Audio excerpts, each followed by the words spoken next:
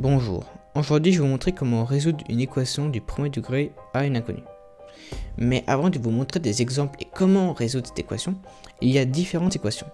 Nous pouvons rencontrer des équations du premier degré à une inconnue, l'équation du deuxième degré à une inconnue, et enfin l'équation du premier degré à deux inconnues. Pour les équations du premier degré avec une inconnue, je vais vous montrer des exemples. 9a moins 6 est égal 2, ou plus a plus 2 est égal 7a moins 4.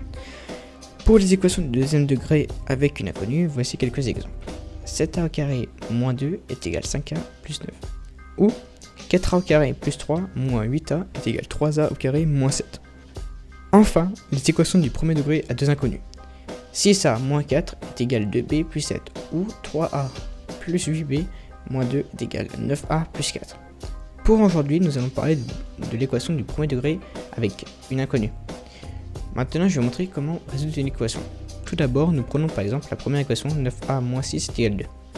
Nous écrivons l'équation 9a moins 6 est égal 2, puis nous ajoutons 6 aux deux membres. Cela nous donne 9a est égal 2 plus 6. Nous calculons 2 plus 6, ce qui nous donne 8. Ensuite, nous écrivons 9a est égal 8. On divise les deux membres par 9. Cela nous donne 9a divisé par 9 et 8 divisé par 9. a est égal 8 sur 9. Enfin, je vais vous parler d'une propriété qui est si un produit de facteurs est nul, alors l'un des facteurs est aussi nul. Pour comprendre, je vais vous montrer. Nous prenons 3x moins 5, entre parenthèses, et 8 moins 2x est égal 0.